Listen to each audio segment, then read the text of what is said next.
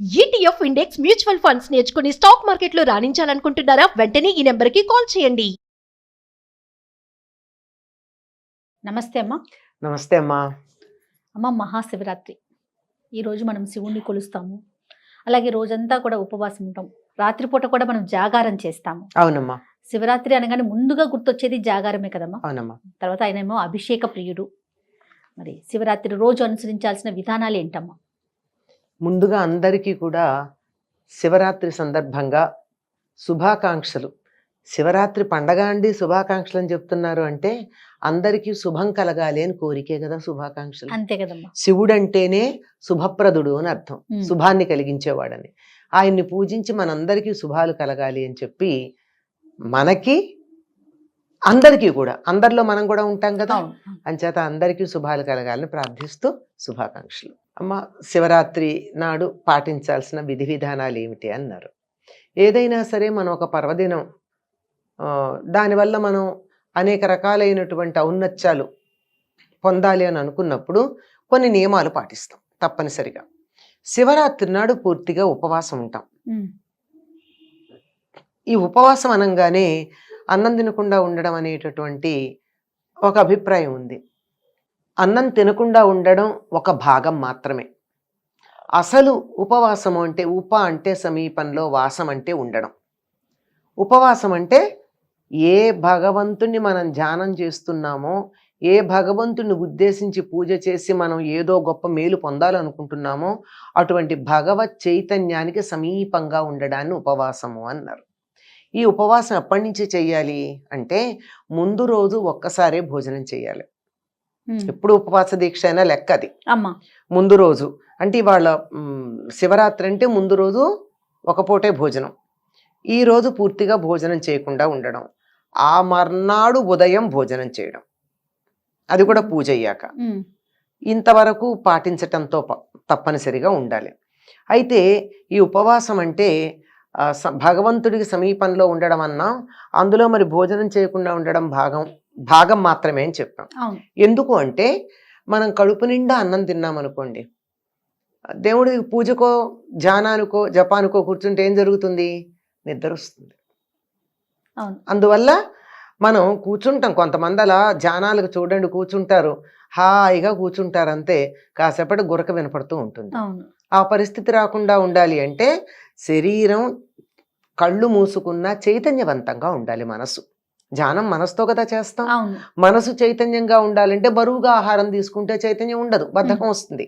ఎందుకంటే జీవ ప్రజ్ఞ అంతా కూడా పొట్ట దగ్గరికి వెళ్ళిపోతుంది. మెటాబాలిక్ యాక్టివిటీ పొట్ట దగ్గర ఉంటుంది కదా, అక్కడికి వెళ్ళిపోయి రక్త ప్రసరణ అక్కడ ఎక్కువయ్యి ఇక్కడికి కాస్త తగ్గుతుంది. అందుకే బాగా తినంగానే నిద్ర వస్తుంది చూడండి, కారణం అదే, అంతకన్నా మరో కారణం కాదు. కనుక ఆ రకంగా నిద్ర వచ్చి మనం జోగకుండా ఉండాలి అంటే ఆహారం తీసుకోకుండా ఉండాలి అన్నారు. ఆహారం తీసుకోకపోతే నీరసం వస్తుంది కదండి. కటిక ఉపవాసం ఉండమని ఎవరు చెప్పలా. మన సంప్రదాయంలో కటిక ఉపవాసం లేదు. హాయిగా ఉండలేనటువంటి వాళ్ళు పాలు తీసుకోవచ్చు, పళ్ళు తీసుకోవచ్చు. అల్పాహారం అంటే మళ్ళీ మీరు టిఫిన్లు తింటారు, అది కాదు. పాలు పళ్ళు ఏవైతే తీసుకుంటే వెంటనే శరీరానికి బలం కలిగి పొట్ట మీద ఎక్కువ బరువు ఉండదు అది తీసుకోవాలి. పళ్ళు తింటే నిద్ర రాదు కదా. కనుక పళ్ళు తీసుకోవచ్చు. అంటే ఉండగలిగితే ఉండండి. ఎవరైనా కొంత నియమం ప్రకారం ఉంటామంటే వాళ్ళని కాదనడానికి ఎవరు అభ్యంతరం చెప్పరు కానీ, వాళ్ళని వద్దని అభ్యంతరం చెప్పరు కానీ, అలా ఉండలేనటువంటి సందర్భంలో హాయిగా పళ్ళు తీసుకోవచ్చు సమయానికి. అందులోనూ ఈ కాలంలో మందులతోనే జీవితాలు గడుస్తున్నాయి. అలాంటప్పుడు తప్పనిసరిగా వీలుని బట్టి మరి అరటిపండు తినచ్చు అంటే అరటిపండు తినచ్చు. అరటిపండుకి అభ్యంతరం లేదని చెప్తున్నారు, చాలా మంది భయపడుతున్నారు కానీ మరి అందరూ తినచ్చు అని చెప్తున్నది. కనుక అరటిపండో ఇంకో పండో ఏదో ఒకటి తినేసి ఆ మందు వేసుకుంటే అయిపోతుంది. అప్పుడు ఏమవుతుంది? మందు వల్ల వచ్చేటటువంటి దుష్ప్రభావం ఉండదు, నిద్ర రాదు, మన మనసంతా మేలుకునే ఉంటుంది. ఆ విధంగా చేస్తారండి ఉపవాసం. ఇది ఉపవాసం అంటే మీరు అడిగారు కదా, ఉపవాసం ఇట్లా చేస్తారు. సూర్యోదయానికన్నా ముందే స్నానం చేసి మామూలుగా నిత్యం చేసుకునేటటువంటి పూజలు ఏవో ఉంటాయి. అంటే సంధ్యోపాసన చేసేవాళ్ళు సంధ్యావందనం చేస్తారు, గాయత్రి చేస్తారు, మామూలు నిత్యం చేసుకునే పూజ ఉంటుంది. ఇవన్నీ చేసుకున్నాక ఇవాళ అధికంగా చేసే తర్వాత చేస్తారు శివుణ్ణి ఆరాధించుకోవడం. అలాగే మీరు మేలుకోవడం గురించి చెప్పారు, రాత్రంతా మేలుకుంటారు, దీన్ని జాగరణ అంటారు. జాగరణ అంటే మేలుకుని ఉండడం. మేలుకుని ఉండడం అంటే ఏమిటి? మనకు ఒక టికెట్ మీద 2 సినిమాలని ఒకప్పుడు సినిమా హాళ్ళల్లో వేసేవారు, లేదంటే ఇప్పుడు రాత్రంతా సినిమాలు వేస్తూనే ఉంటారు. ఇది మేలుకోవడం అవుతుందా? ఇది నైట్ అవుట్ అవుతుంది, అంతేగాని జాగరణ అవ్వదు. జాగరణ అంటే భగవంతుని పట్ల మనం మేలుకుని ఉండడం. ఏ రకంగా అయితే భగవత్ చైతన్యంతో కలిసి ఉండడం ఉందో అట్లాగే భగవంతుడి పట్ల మేలుకుని ఉండడం. అంటే దీనికి ఏం చేయొచ్చు అంటే ఎప్పుడు మామూలుగా పగలు అభిషేకాలు చేస్తాం, రాత్రి 12 దాకా అభిషేకాలు చేసేవాళ్ళు ఉన్నారు, అఖండంగా అభిషేకాలు చేసేవాళ్ళు ఉన్నారు.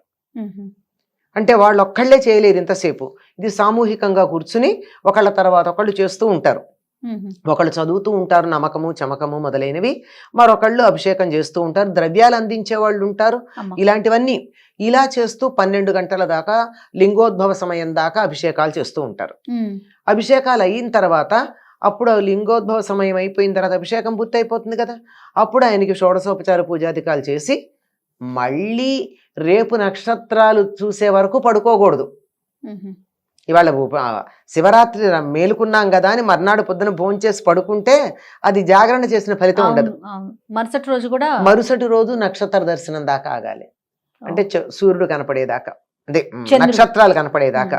చంద్రుడు కనపడాడుగా, సూర్యాస్తమయం అయ్యేదాకా ఉండాలి, పగలు పడుకోకూడదు.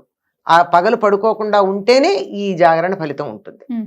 మరి ఏం చేయాలి అప్పుడు అంటే మీరు ఇందాక చెప్పారు కదా, శివనామస్మరణ చేయొచ్చు, శివకథ శివుడికి సంబంధించిన హరికథలు చెప్పుకోవచ్చు, శివపురాణాన్ని చెప్పచ్చు, భజనలు చెయ్యొచ్చు. లేదు ఎవరైనా శివుడి గురించి 4 మాటలు మాట్లాడితే నలుగురు వినొచ్చు, నలుగురు ఒకళ్ళ తర్వాత ఒకళ్ళు మాట్లాడచ్చు. ఎన్ని కార్యక్రమాలైనా ఉంటాయి. మొత్తం అంతా శివ సంబంధంగా సమయాన్ని గడపాల్సి ఉంటుంది. శివుణ్ణి తలుచుకుంటూ సమయాన్ని గడిపితే అది జాగరణ అవుతుంది. జాగరణ అంటే అంతే మేలుకుని స్లీపింగ్ టాబ్లెట్స్ చేసుకుని మేలుకుని, లేదా ఇవాళ ఇంట్లో వంట లేదు రాత్రికి కూడా మేలుకుని ఉండాలి అని చెప్పి ఇల్లు సర్దడం, ఇట్లాంటి పనులు పెట్టుకుంటారు కొంతమంది. పెట్టుకుంటే కూడా తప్పులేదు, కానీ పని చేస్తూ నోటితో శివనామస్మరణ జరుగుతూ ఉండాలిగా. చేసే పని మీద కన్నా దృష్టి పని యాంత్రికంగా చేస్తూ నామస్మరణ చేసుకుంటూ ఉంటే బాగుంటుంది. కనుక ఇది ఉపవాసము జాగరణ అన్నదానికి ఉన్నటువంటి యథార్థమైన అర్థాలు ఇవమ్మా. వీటిని అర్థం చేసుకుని చేసినట్టయితే బాగుంటుంది. శివుణ్ణే తలుచుకుంటూ ఉండాలన్నది ప్రధానమైనటువంటి. ఆయన ఉద్భవించిన రోజు కూడా ఈ రోజే కదా. అవునమ్మా. కానీ శివ పార్వతుల కళ్యాణం కూడా చేస్తారు కదా. అంటే శాంతి కళ్యాణం అన్నది ఉందమ్మా. శాంతి కళ్యాణాలంటే నిజంగా కళ్యాణం అయిన రోజున మ్యారేజ్ యానివర్సరీ కాదు, అది శాంతి కళ్యాణం. ఎప్పుడైనా చేయొచ్చు. ఇప్పుడు తిరుపతిలో 365 రోజులు చేస్తారా? చేస్తున్నారు కదా వెంకటేశ్వర కళ్యాణం. అంటే మరి అందులో రోజు పెళ్ళయింది ఆయనకి? అవలేదు కదా. శివపార్వతుల కళ్యాణం దీనికోసం చేస్తారు. శాంతి కళ్యాణం అన్న పేరుతో ఒక దేవాలయాన్ని ప్రారంభించినప్పుడు కానీ, బ్రహ్మోత్సవాల్లో కానీ, యజ్ఞాల్లో కానీ, మొక్కుకున్నప్పుడు కానీ ఎప్పుడైనా కళ్యాణాలు చేయొచ్చు. ఆ రకంగా శాంతి కళ్యాణం చేస్తారు. దాన్ని శాంతి కళ్యాణం అనే పదమే వాడతారు. శివుడు ఉద్భవించిన రోజు కూడా కదమ్మా. అవునమ్మా. మాఘే కృష్ణ చతుర్దశ్యాం అని చెప్పి మాఘ కృష్ణ చతుర్దశి నాడు నిసి అర్ధరాత్రి సమయంలో ఆయన ఉద్భవించాడు అని చెప్పి శివలింగ తమోద్భూత అని ఆయన గురించి మనకి అన్ని పురాణాలు సంహితలు చెప్తున్నాయి. మాఘమాసం కృష్ణ చతుర్దశి అర్ధరాత్రి, సరిగ్గా అర్ధరాత్రి అంటే మనం 12 గంటలను లెక్క పెడతాం కానీ మనకి పద్ధతి పూర్వులు చెప్పిన పద్ధతి ప్రకారం సూర్యాస్తమయం నుంచి సూర్యోదయం దాకా ఉండే రాత్రి నిడివి ఎంత ఉందో దాంట్లో సరిగ్గా మధ్యకాలం 14 నిమిషాలు, 12 నిమిషాలు, ఆ 12 నిమిషాలు లేక 14 నిమిషాలు ఆ సమయాన్ని శివుడు ఉద్భవించిన సమయంగా పరిగణించి మనం ఆయన అర్చించుకుంటాం. ఎవరికైనా ఇష్టమే కదమ్మా తన పుట్టినరోజును తను తలుచుకుంటే. అంతే కదమ్మా. మనమే సంతోషపడతాం పుట్టినరోజు నాడు. మరొకసారి మహాశివరాత్రి శుభాకాంక్షలమ్మా. శివరాత్రి శుభాకాంక్షలమ్మా. అందరికీ శివుడు అన్ని రకాలైనటువంటి ఐశ్వర్యాలు ప్రసాదించి చివరికి ముక్తిని కూడా ఇచ్చుగాక. స్వస్తి.